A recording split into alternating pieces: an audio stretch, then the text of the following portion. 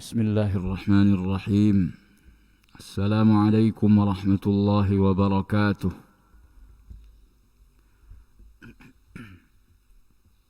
Alhamdulillahi rabbil alamin. Wassalatu wassalamu ala ashrafil anbiya'i wal mursalin, nabiyyina Muhammadin wa ala alihi wa sahbihi ajma'in, amma ba'd.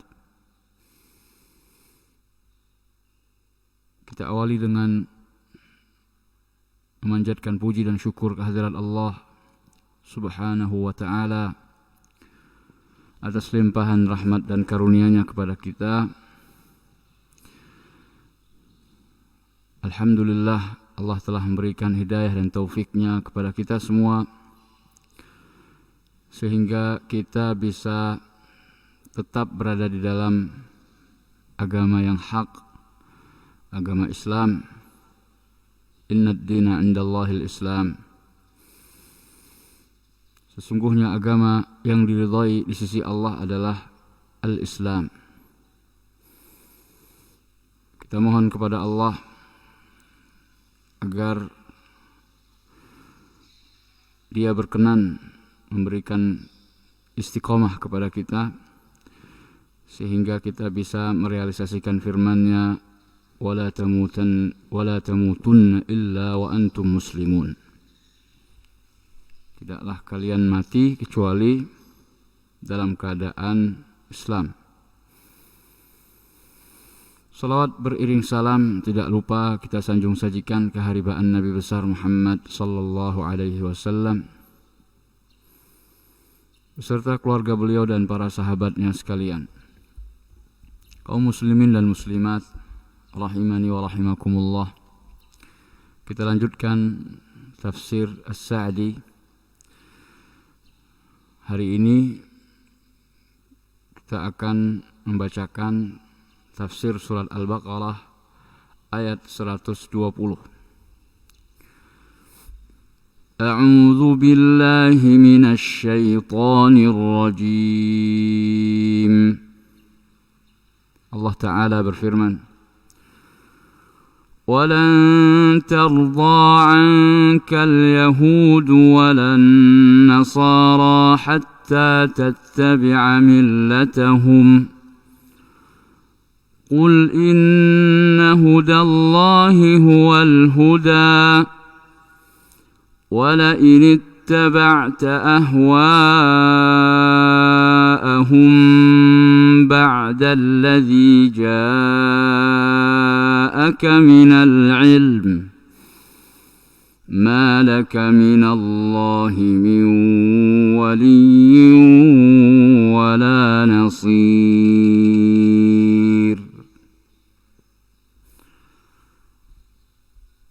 Dan sekali-kali tidak akan pernah ridha kepadamu orang-orang Yahudi dan Nasara sampai engkau mengikuti agama mereka. Katakanlah, sesungguhnya petunjuk Allah itulah yang merupakan petunjuk. Dan apabila engkau mengikuti keinginan mereka setelah datang kepadamu berupa ilmu, maka Allah tidak akan menjadi pelindung dan penolong bagimu. Ma'asyiral muslimin wal muslimat rahimakumullah. Syekh Abdurrahman bin Nasir As-Sa'di rahimahullah mengatakan, yukhbiru ta'ala rasulahu annahu la yarda minhu al-yahudu wal nasara. Allah Subhanahu wa ta'ala memberitakan kepada Rasulnya Muhammad sallallahu alaihi wasallam bahwasanya orang-orang Yahudi dan Nasara itu tidak akan pernah ridha kepadamu, tidak akan pernah senang, illa bittiba'ihi dinahum, kecuali setelah engkau atau setelah dia Nabi Muhammad SAW mengikuti agama mereka. Jadi ayat-ayat ini masih membicarakan tentang bagaimana sikap orang ahlul kitab atau umat-umat sebelum kita ketika kedatangan Nabi SAW membawakan risalah yang terakhir, risalah penyempurna. Maka mereka ahlul kitab tidak ridha atau tidak suka, kecuali Muhammad SAW mengikuti agama mereka. Li'annahum du'atun ila ad-din alladhi hum alaih. Apa sebabnya? Karena mereka sendiri adalah para penyeru kepada agama yang mereka anut. Jadi masing-masing agama itu pasti memiliki misi, dan masing-masing agama tentunya berkeyakinan bahwa agama itulah yang paling benar. Ini konsep beragama yang seharusnya atau yang benar. Kalau seandainya di sana ada agama yang lebih benar, diyakini oleh seorang pemeluk agama tertentu, maka tentunya merupakan konsekuensi dari keyakinannya tersebut, dia harus berpindah kepada agama yang lebih benar. Kalau seandainya setiap agama itu berkeyakinan bahwasanya di sana ada agama yang lebih benar, atau dengan kata yang lain, agama yang sedang dia anut bukanlah satu-satunya agama yang paling benar, apa konsekuensinya? Menghancurkan landasan di dalam agama itu sendiri. Kalau begitu, maka orang akan segera berpindah kepada agama yang lebih benar.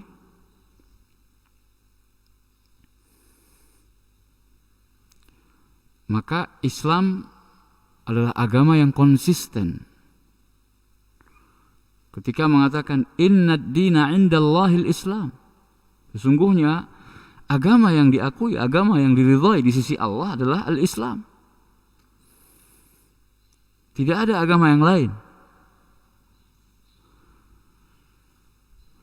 Dan ini merupakan konsep keyakinan kita sebagai kaum muslimin, umat Islam. Agama Islam mengajarkan itu kepada kita.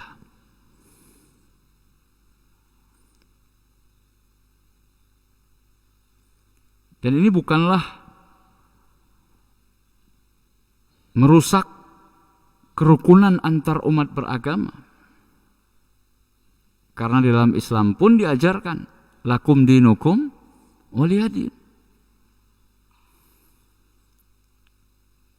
Masing-masing dengan perspektif dan keyakinan agamanya sendiri. Ketika kita meyakini bahwasanya Islam adalah satu-satunya agama yang benar, maka kalau di luar sana ada yang meyakini bahwa agama yang dia anut adalah satu-satunya agama yang benar, itu urusan dia. Lakum dinukum waliyadin.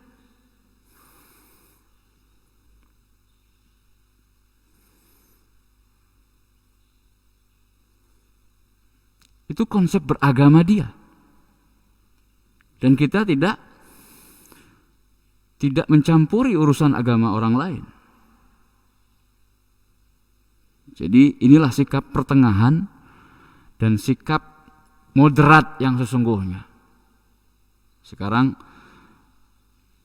sedang tren tema-tema tentang moderasi beragama. masing-masing pihak mengklaim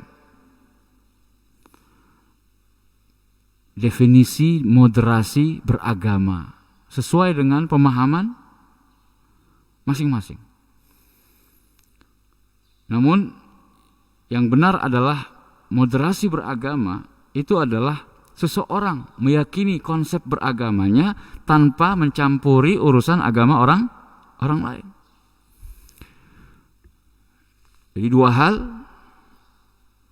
innad dina indallahil Islam kita yakini, dan lakum dinukum waliyadin kita terapkan. Inilah sesungguhnya sikap moderat, kalau boleh istilah itu kita gunakan di dalam beragama. Yang dimaksud dengan moderat ya seperti itu, sikap pertengahan. Kita sangat yakin innad dina indallahil Islam, dan juga kita menerapkan lakum dinukum waliyadin. Sudah,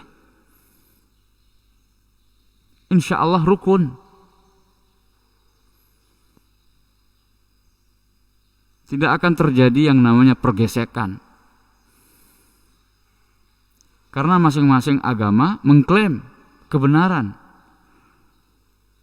dan tidak ada yang lebih benar daripada apa yang dia yakini di dalam agamanya.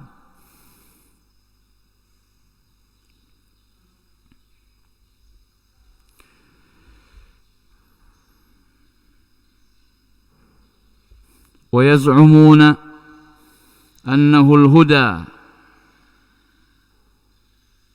Jadi kenapa mereka orang-orang di luar Islam tidak suka kepada kaum muslimin, kecuali kaum muslimin mau mengikuti agama mereka? Ya karena mereka adalah pendakwah, penyeru kepada ajaran agama mereka. Dan mereka merasa mengklaim bahwasanya petunjuk itu ada di dalam agama mereka. Oleh karena itu Allah Subhanahu wa taala memerintahkan faqul lahum, maka katakan wahai Muhammad pada mereka, inna hudallah, sesungguhnya petunjuk Allah, alladzi ursilta bihi, yang engkau diutus dengan membawanya. Jadi Rasulullah SAW diutus sebagai nabi dan rasul itu membawa huda, membawa petunjuk, membawa wahyu, membawa ayat, membawa Quran. Huwal huda, petunjuk Allah itulah yang sebenar-benar petunjuk. Wa amma ma antum alaihi fahuwal hawa. Adapun keyakinan yang kalian klaim dalam agama kalian, wahai orang-orang ahlul kitab, ini pernyataan Rasulullah SAW kepada orang-orang ahlul kitab, kepada umat-umat sebelum kita. Adapun keyakinan yang kalian berada di atasnya, apa yang kalian yakini itu sebenarnya bukan huda, tetapi hawa, yaitu hawa nafsu. Bidalili qawlihi, mana dalilnya? Dalilnya adalah firman Allah Subhanahu wa taala selanjutnya. Qul inna hudallahi huwal huda wala in ittaba'ta ahwa'ahum. Nah, di sini Allah mengatakan ahwa'ahum. Maka jika engkau wahai Muhammad. Jadi ayat ini untuk pertama sekali ditujukan kepada Nabi kita Muhammad sallallahu alaihi wasallam. Dan yang diperuntukkan kepada Nabi sallallahu alaihi wasallam itu juga berlaku untuk umatnya selama tidak ada dalil yang mengkhususkannya. Jadi apa yang diperintahkan kepada Nabi itu juga menjadi perintah untuk kita, umatnya. Wala in ittaba'ta ahwa'ahum, maka jika engkau wahai Muhammad mengikuti keinginan mereka, hawa. Apa keinginan mereka? Ya supaya engkau mengikuti agama mereka, mengikuti gaya hidup mereka, mengikuti tata cara ibadah mereka dan lain sebagainya. Ba'da alladhi ja'aka minal ilm, setelah datang kepadamu minal ilm, yang berupa ilmu, pengetahuan, al-haq, kebenaran. Ma laka minallahi min waliyyin wala nasir, maka tidak ada bagimu dari Allah sebagai pelindung dan sebagai penolong. Tidak ada hak bagimu untuk mendapatkan perlindungan Allah dan pertolongannya. Atau dengan redaksi kalimat yang lain, Allah tidak akan menjadi pelindungmu dan tidak akan menjadi penolongmu. Ma laka minallahi min waliyyin wala nasir. Fahada fihi nahyul azim. Maka di dalam ayat ini terdapat larangan yang sangat besar. Anittiba'i ahwa'il yahudi wan nasara. Larangan untuk mengikuti keinginan orang-orang Yahudi dan Nasara. Jangan ikuti hawa nafsu mereka. Wattashabbuhi bihim, dan larangan bertasyabbuh dengan mereka. Fima yakhtassu bihi dinuhum, yang mana itu merupakan kekhususan agama mereka. Jadi kita dilarang untuk menyerupai hal-hal yang menjadi kekhususan agama mereka.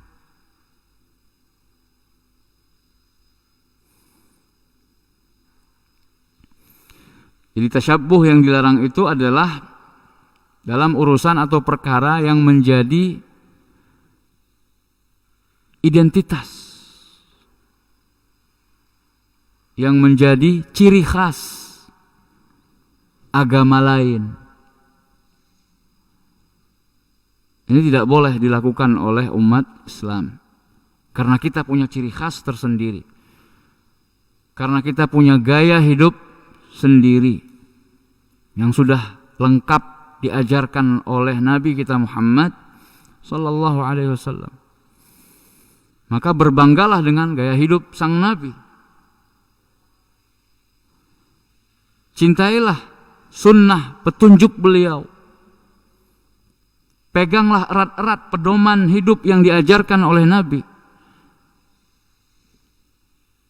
Karena itulah jalan keselamatan.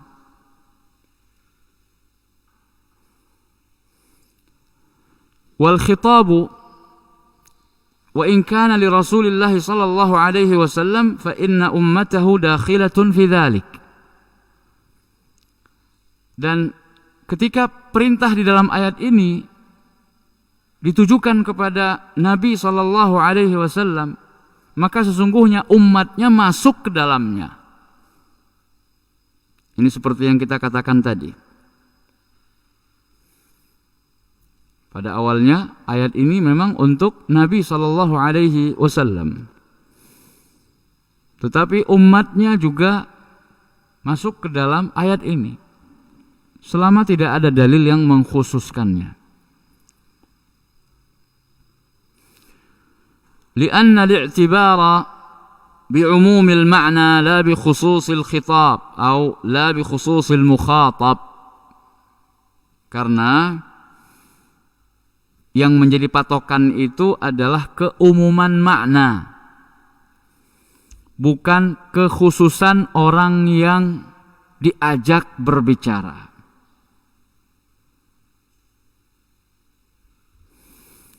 Contoh nasihat Luqman kepada anaknya, ya bunayya la tusyrik billah.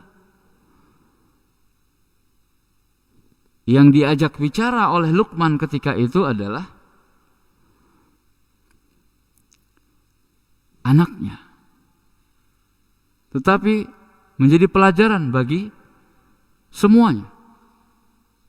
Selama lafadz itu mengandung keumuman, umum. La tusyrik billah. Jadi kita membayangkan seperti mendapatkan nasihat dari orang tua kita. Orang tua menasihatkan kepada kita. Dan nasihat yang pertama adalah jangan menyekutukan Allah. Nah, ini pelajaran parenting atau pendidikan anak. Karena kita insya Allah semua akan menjadi orang tua yang bertanggung jawab terhadap pendidikan anak-anak kita. Maka pelajaran pertama atau nasihat pertama yang seharusnya diberikan adalah tentang tauhid dan syirik, tentang keimanan, tentang pengenalan terhadap Tuhan mereka, yaitu Allah Subhanahu wa ta'ala. Jadi yang jadi patokan i'tibar itu bi'umumil makna, keumuman makna sebuah nas, sebuah teks, bukan kekhususan orang yang diajak bicara. Jadi karena ayat ini untuk Nabi Muhammad, maka kemudian tidak berlaku untuk kita, kan tidak. Kama anna al-ibrata bi'umumil lafzi la bi khususis sabab. Sebagaimana pula telah diketahui dalam sebuah kaidah usul bahwa pelajaran itu didapat dari keumuman lafaz, bukan hanya dilihat dari kekhususan sebab.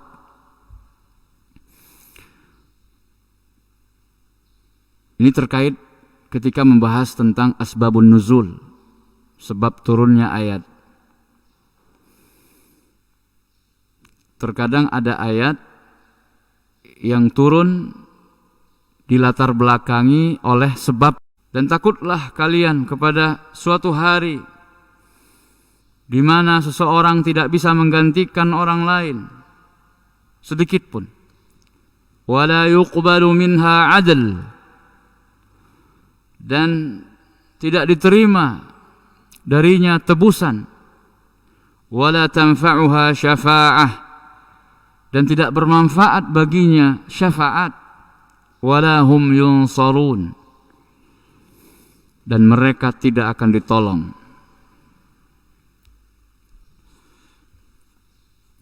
Kemudian Allah berfirman,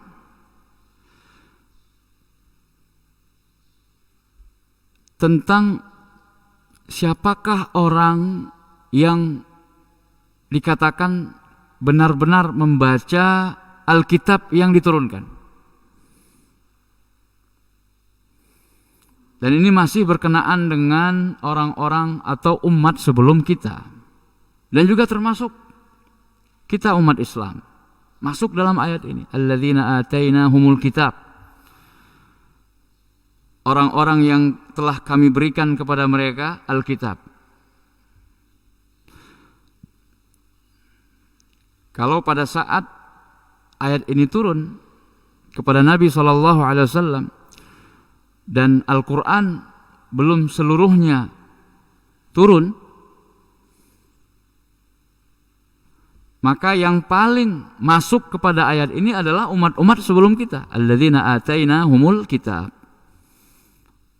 Karena umat-umat sebelum kita, mereka telah diberikan kitab suci. Taurat, Zabur, Injil. Nah, siapakah di antara mereka yang benar-benar membaca Alkitab?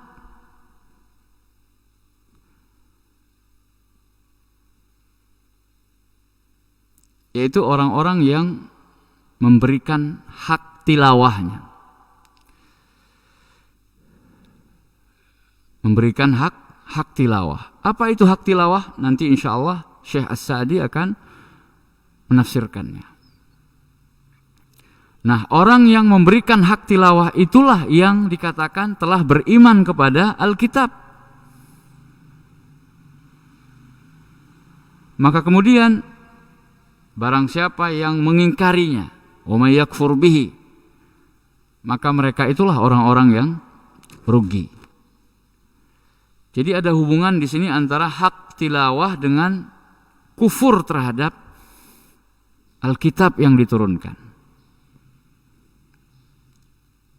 Nah, apakah nanti yang dimaksud dengan hak tilawah itu adalah hanya sekedar membacanya dengan kaidah-kaidah tajwid misalnya kalau kita dalam Al-Quran, atau ada makna yang lain?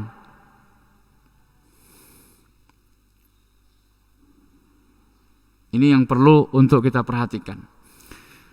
Syekh Abdurrahman bin Nasir As-Sa'di mengatakan, yukhbirullahu ta'ala anna alladhina atahumul kitab wa manna 'alaihim bihi minnatan mutlaqah annahum yatlunahu haqqa tilawatih.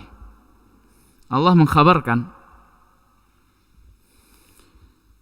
bahwasanya orang-orang yang Dia beri kepada mereka Alkitab dan Allah anugerahkan kepada mereka anugerah nikmat yang mutlak, yang umum, yang sangat banyak. Annahum, bahwasanya mereka yatlunahu haqqa tilawatih, membacanya dengan sebenar-benarnya. Haqqa tilawatih ini adalah maf'ul mutlak, yang salah satu di antara fungsinya adalah untuk menegaskan, penegasan, penguatan. Jadi mereka benar-benar membacanya. Atau diartikan mereka membaca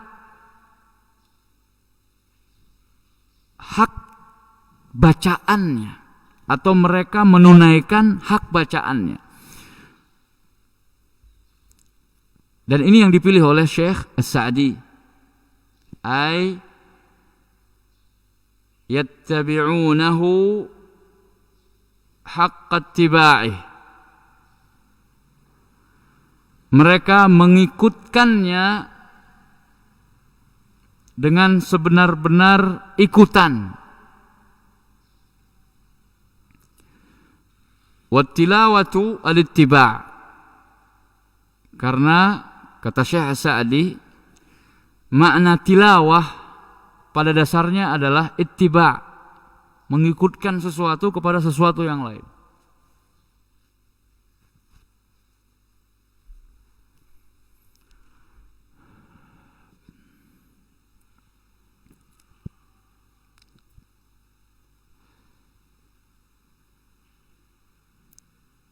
Dan inilah perbedaan antara tilawah dengan qiraah. Qiraah itu lebih umum daripada tilawah, karena tilawah memiliki makna yang lebih khusus daripada sekedar qiraah. Jadi kalau kita terjemahkan ke dalam bahasa Indonesia, antara qiraah dan tilawah sama-sama diterjemahkan dengan membaca. Tetapi di dalam bahasa Arab, kata tilawah mengandung makna yang lebih khusus daripada qiraah. Qiraah lebih umum. Dalam bahasa Arab, seseorang dikatakan dia sedang qiraah Quran, dia sedang qiraah hadis, dia sedang qiraah nahwu, dia sedang qiraah kitab-kitab yang lain, buku-buku yang lain. Umum membaca qiraah. Tapi kalau tilawah itu lebih khusus, hanya dikhususkan untuk Al-Quran, tilawah Quran. Apakah ada orang yang mengatakan dia sedang tilawah nahwu, dia sedang tilawah hadis, dia sedang tilawah fikih? Tidak. Jadi kata tilawah itu lebih khusus penggunaannya. Kenapa? Karena di dalam kata tilawah mengandung unsur mengikutkan sesuatu kepada sesuatu yang lain. Ittiba'. Jadi seakan-akan Allah mengatakan yatlunahu haqqa tilawatih, mereka mengikutkan bacaan Alkitab itu dengan hak pengikutan yang benar, yang seharusnya mereka lakukan setelah mereka membaca itu apa? Itulah yang disebut dengan hak tilawah. Makanya Syekh As-Sa'di mengatakan setelah menerjemahkan atau mengartikan tilawah dengan al-ittiba', beliau mengatakan fayuhilluna halalah wa yuharrimuna haramah. Apa hak tilawah? Apa hak bacaan? Apa yang harus dilakukan setelah kita membaca Alkitab?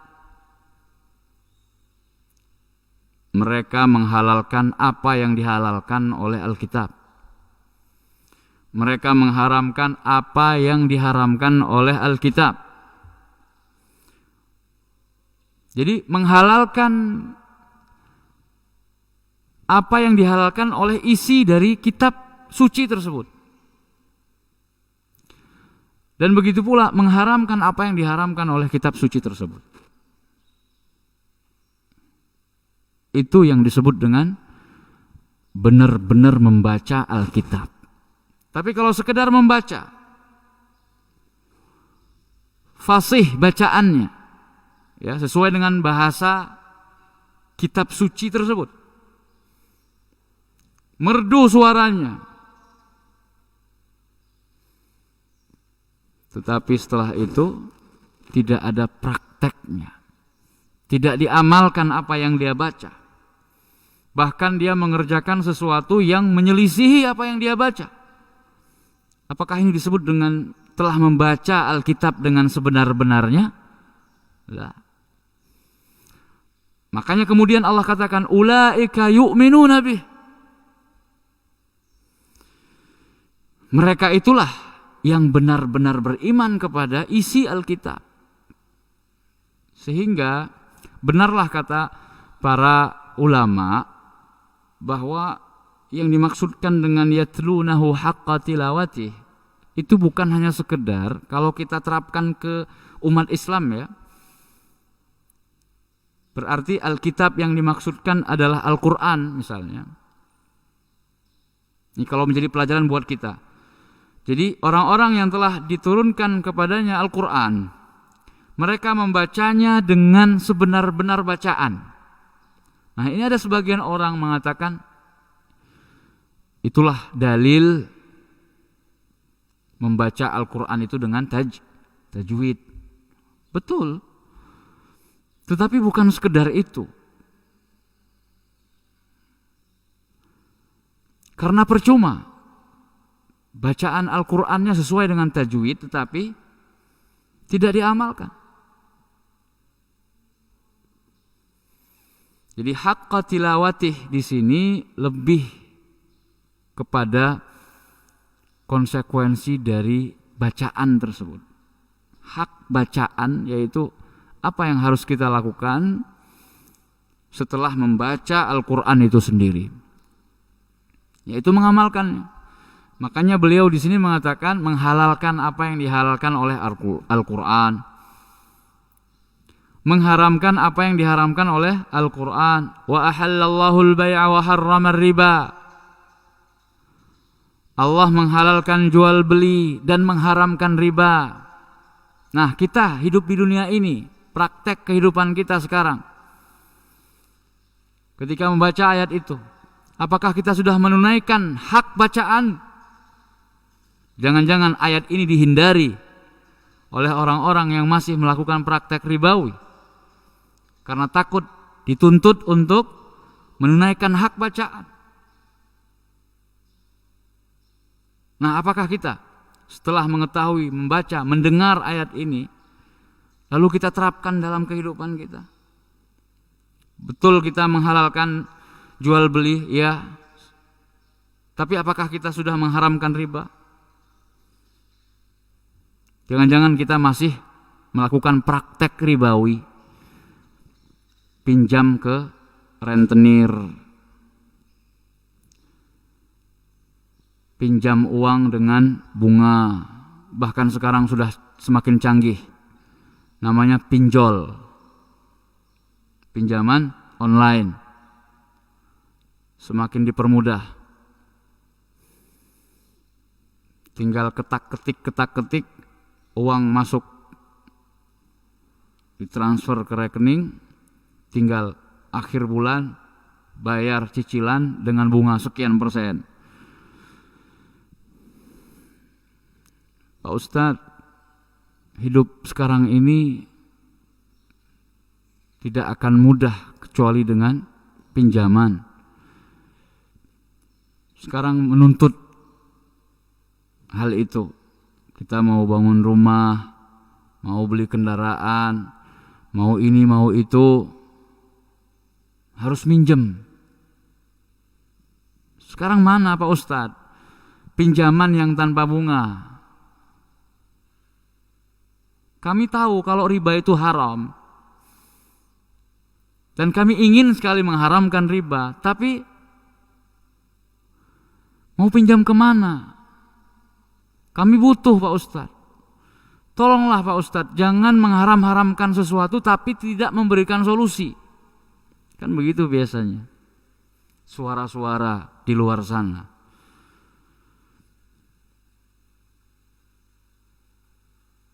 Maka kita jawab, kalau memang tidak mampu, kenapa harus dipaksa? Harus beli ini, beli itu, bahkan dengan pinjaman. Sekarang orang melakukan sebuah amalan atau ibadah, ya, terpaksa minjam, dan minjamnya dengan bunga. Umroh misalnya. Ada yang ini gara-gara mengikuti tren, ya. Tetangga semuanya kok pada umroh, saya kok belum umroh. Akhirnya ikut-ikutan, padahal dia nggak mampu. Atau tren haji, ya, karena rukun Islam yang kelima, semuanya pada nabung untuk haji. Tabungan haji di kebanyakan bank sekarang ini ada bunganya. Melakukan praktek yang diharamkan oleh Allah untuk mengerjakan ibadah, atau atas nama melengkapi dan menyempurnakan rukun Islam. Apakah kemudian karena tujuan yang baik lalu membenarkan segala cara? Nah ini, kalau memang nggak mampu, tidak dipaksa. Bukankah rukun Islam yang kelima, man istata'a ilaihi sabila, disyaratkan adanya istita'ah.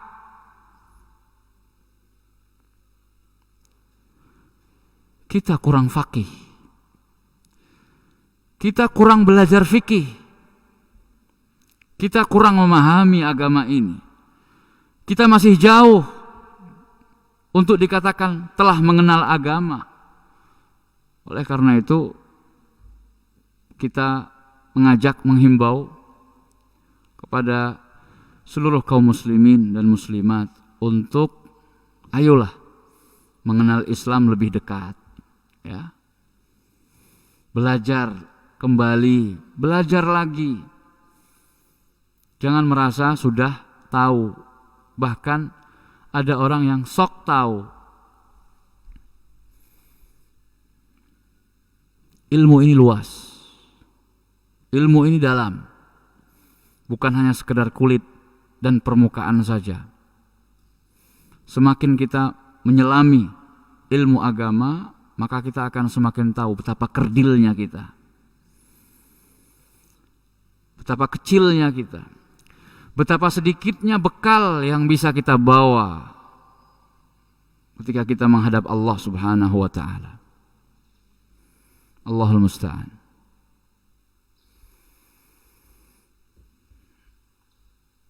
وَيَعْمَلُونَ بِمُحْكَمِهِ وَيُؤْمِنُونَ بِمُتَشَابِهِ. Di antara hak bacaan dari kitab suci, termasuk di dalamnya Al-Quran, adalah mereka mengamalkan ayat-ayat muhkamatnya, ayat-ayat hukum, ayat-ayat yang sudah jelas, dan mereka mengimani ayat-ayat mutasyabihatnya, ayat-ayat yang masih samar maknanya, tafsirnya, maksudnya. Itu hak bacaan. Mengamalkan isi Alkitab, mengamalkan isi Al-Quran. Wa haula'i humus su'ada'u min ahlil kitab. Dan merekalah orang-orang yang berbahagia dari kalangan ahlul kitab. Orang-orang yang diberikan kitab suci, yaitu yang mengamalkan kitab suci itu sendiri. Jadi diberikannya kitab suci kepada umat, kepada sebuah kaum, diturunkannya pedoman, petunjuk kepada sebuah umat, sebuah kaum, itu untuk dijalankan, untuk diterapkan, untuk diamalkan. Bukan hanya sekedar menjadi pajangan atau perhiasan belaka. Alladzina 'arafu ni'matallahi wa syakaruha. Mereka lah orang-orang yang berbahagia, yaitu yang mengamalkan isi kitab tersebut. Orang-orang yang mengetahui nikmat Allah dan mensyukurinya. Jadi diturunkannya Alkitab, kitab suci untuk kita sebagai umat Islam, kitab sucinya Al-Quran. Ini adalah sebuah nikmat yang terbesar yang harus kita syukuri. Diturunkannya Al-Quran, ya, itu seperti layaknya Allah menurunkan hujan. Maka dengan hujan itu apa? Tanah-tanah menjadi subur, bisa ditanami, bercocok tanam. Maka tumbuhlah berbagai macam jenis tanam-tanaman yang akhirnya menjadi kehidupan bagi makhluk-makhluk yang lain. Hewan ternak akhirnya makan rumput, makan ini, makan itu. Kemudian kita makan hewan ternak itu sehingga kita tercukupi 4 sehat 5 sempurnanya. Pangan kita terjamin, ya. Gara-gara pertama adanya hujan yang diturunkan oleh Allah dari langit. Maka begitu pula ketika Allah turunkan wahyu Al-Quran kepada Nabi SAW untuk kehidupan hati umat manusia, untuk menghidupi ruh, arwah jamaknya. Dan kehidupan ruh itu lebih penting daripada hanya sekedar kehidupan badan. Maka kita sangat butuh terhadap wahyu. Kalau kita mensyukuri hujan sebagai nikmat Allah, maka kita lebih wajib lagi mensyukuri wahyu yang berupa Al-Quran yang sudah diturunkan kepada Nabi Muhammad SAW untuk keberlangsungan kehidupan rohani manusia. Itu harus lebih disyukuri lagi. Wa amanu bi kulli rusul, yaitu orang-orang ahlul kitab. Di antara isi Alkitab itu adalah membenarkan semua rasul yang datang dari Allah, yang datang menyampaikan pesan Allah, tidak pandang bulu, tidak pilah-pilih, mengimani semua rasul, termasuk Rasulullah Muhammad sallallahu alaihi wasallam, rasul terakhir. Walam yufarriqu baina ahadin minhum, dan tidak membedakan satu pun di antara para rasul tersebut. Arabkah dia, non-Arabkah dia? Kalau dia membawa risalah dari Tuhannya dan dia adalah orang yang jujur, dikenal oleh masyarakatnya sebelum dia mengaku sebagai utusan, kenapa setelah dia mengaku sebagai utusan kita tidak mengimaninya? Kita mengenal betul track record seseorang. Ya, ini contoh, ilustrasi saja. Terkenal kejujurannya, kebaikannya. Lalu ketika dia mulai mengaji, kemudian mendakwahkan sunnah, mengajak manusia untuk mentauhidkan Allah saja, mengesahkan Allah dalam beribadah, orang ini ditentang. Padahal dikenal kebaikan. Ditentang hanya gara-gara dia mendakwahkan sesuatu yang sudah menjadi darah daging masyarakat tersebut. Sudah menjadi kebiasaan yang sepertinya tidak bisa mereka tinggalkan. Ingat, sepertinya tidak bisa mereka tinggalkan. Bukankah itu juga yang terjadi di zaman Rasul sallallahu alaihi wasallam? Kepercayaan terhadap sesembahan selain Allah. Latta, Manat, Uzza, Hubal. Di zaman Nabi Nuh, Wad, Su'aq, Ya'uq, Nasr, dan lainnya.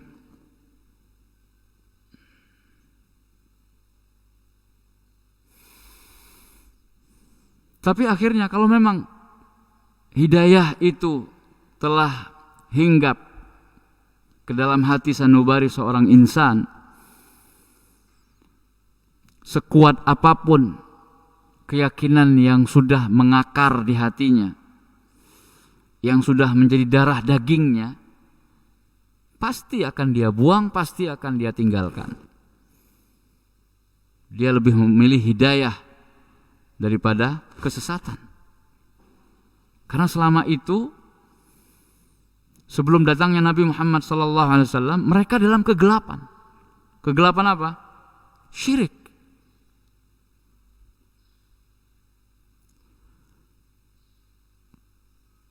Mereka dalam kejahilan. Makanya disebut dengan masa jahiliyah.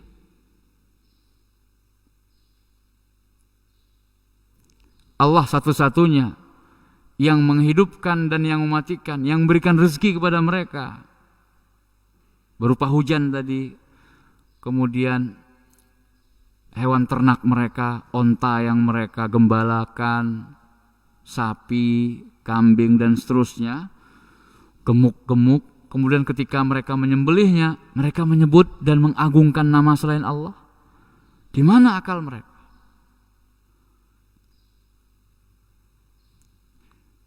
Mereka yakin hujan itu turun karena Allah.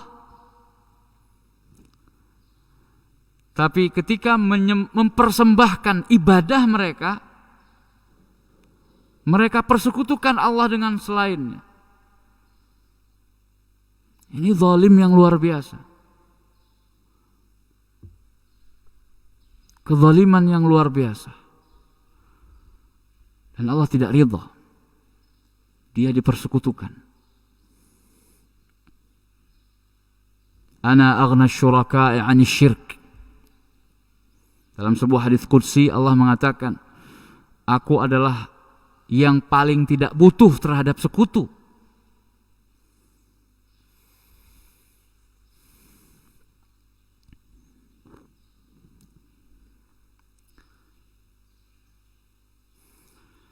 Fahaula'i humul mu'minuna haqqa. Maka mereka inilah orang-orang yang benar-benar beriman.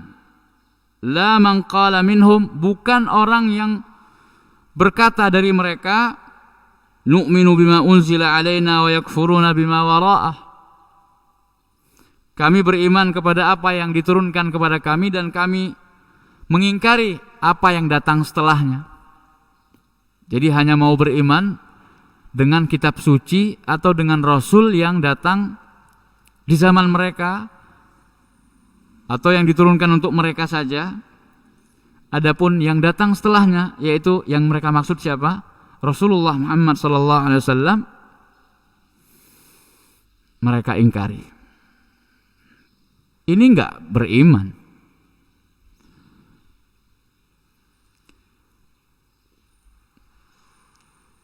Yang benar-benar beriman itu amanu bikullir rusul. yang mereka beriman kepada semua rasul, tidak terkecuali seorang pun. Walihada tawa'adahumullahu biqaulihi, oleh karena itu Allah Subhanahu wa taala mengancam mereka dengan firman-Nya, wa may yakfur bihi faulaika humul khasirun. Maka barang siapa yang mengkufurinya, mengkufuri kitab suci tadi yang dia baca, faulaika humul khasirun, maka merekalah orang yang benar-benar merugi.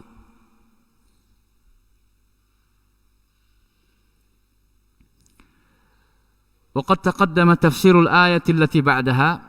Kemudian beliau Syekh As-Sa'di mengatakan, adapun ayat yang setelahnya, yaitu wattaqu yawman la tajzi nafsun an nafsin syai'a wa la yuqbalu minha 'adlun wa la tanfa'uha syafa'ah wa la hum yunsarun, ini telah lewat penjelasan tafsirnya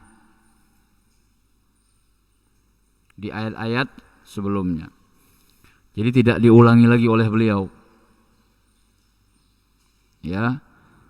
Kalau sudah ditafsirkan sebelumnya, maka silahkan merujuk kepada ayat-ayat yang sebelumnya.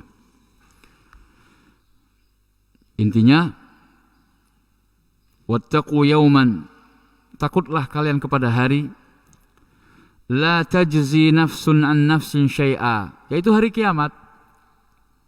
Di antara sifat hari kiamat adalah tidak bermanfaat, 3 jenis kemanfaatan yang mungkin dilakukan oleh manusia.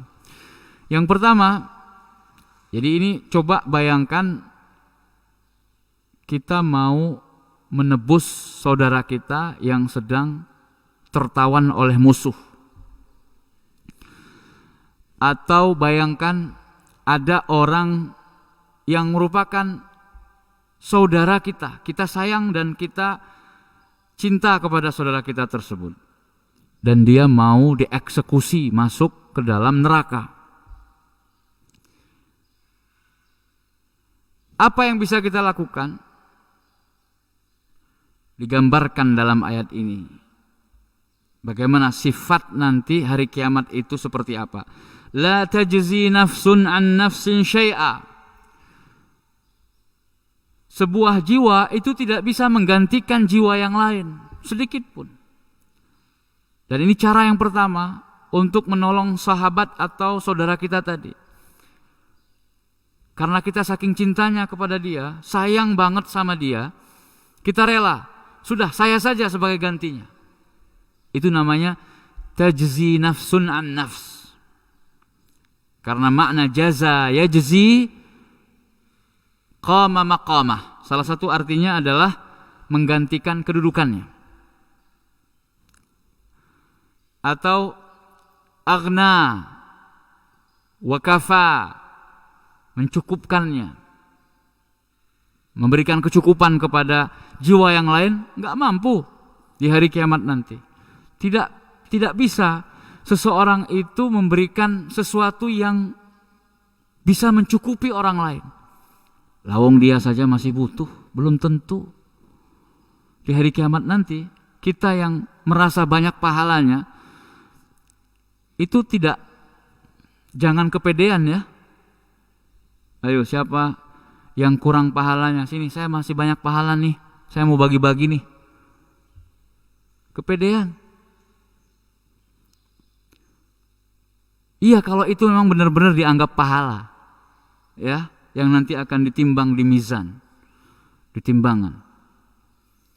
Orang itu nggak akan pede nanti di kiamat nanti, melihat dahsyatnya hari kiamat, kemurkaan Allah yang nggak pernah murka sebelumnya dan sesudahnya tidak akan murka seperti itu.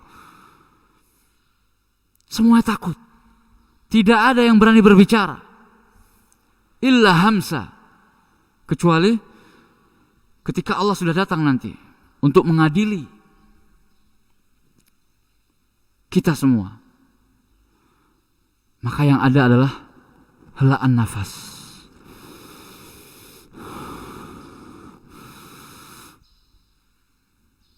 Enggak ada yang berani berbicara. Dan kita menunggu giliran kita untuk ditimbang. Dan kita tidak tahu. Hal ilal jannah am ilan nar? Ke surgakah kita atau ke neraka? Maka jangan kepedean, apalagi sombong. Menganggap diri kita sudah aman. La wallah ya ikhwan. Apalagi menganggap orang lain atau memvonis orang lain. La ilaha illallah. Bukan sikap orang yang beriman yang sebenarnya. Orang yang beriman sejatinya dia menyibukkan dengan keadaan dirinya sendiri. Ini yang pertama ya. Tajzi nafsun an nafsin syai'a. La tajzi nafsun an nafsin syai'a fi hadzal yaum. Atau fi dzalikal yaum. Pada hari itu tidak ada yang bisa menggantikan, tidak ada yang bisa mencukupkan orang lain.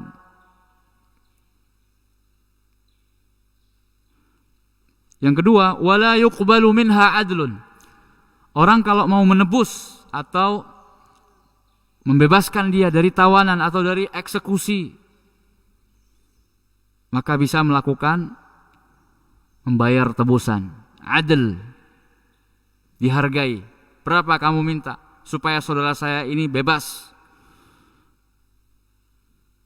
Tidak diterima. Pada hari itu tidak menerima tebusan. Mau ditebus pakai apa?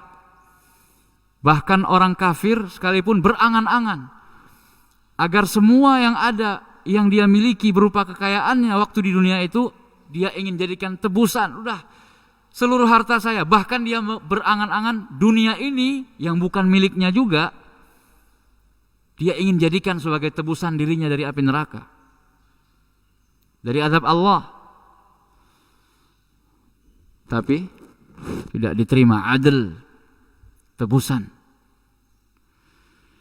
Yang kedua. Yang ketiga, wala tanfa'uha syafa'ah. Orang kalau tidak bisa menggantikan posisi orang yang tertawan tadi untuk membebaskannya, nggak punya harta untuk menebusnya, tapi dia masih punya cara yang ketiga, yaitu syafaat.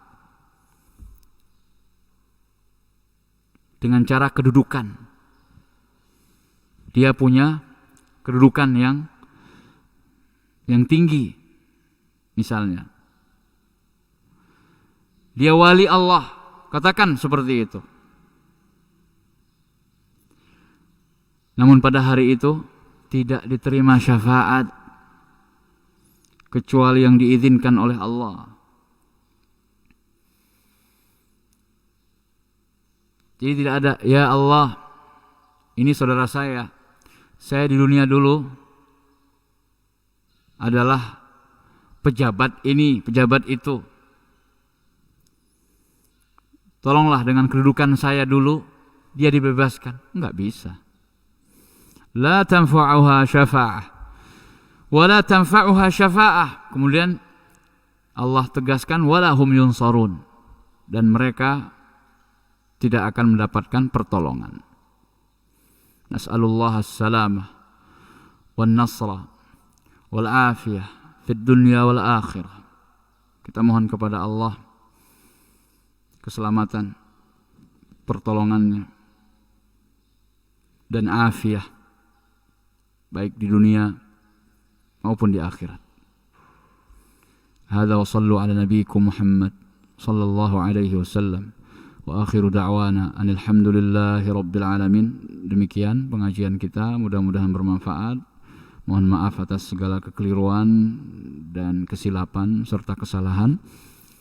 Pada Allah kita berlindung dari azab dan murkanya, dan kepadanya lah kita minta pertolongan agar kita disampaikan dan selamat sampai ke tujuan kita, yaitu al-jannah, jannatun na'im, jannatul firdaus al-a'la. Innahu waliyyu dzalika wal qadiru alaih. Innahu sami'un qaribun mujibud da'awat. Ya sami'ad du'a ya rabbal alamin. Kita tutup dengan membaca doa kafaratul majlis.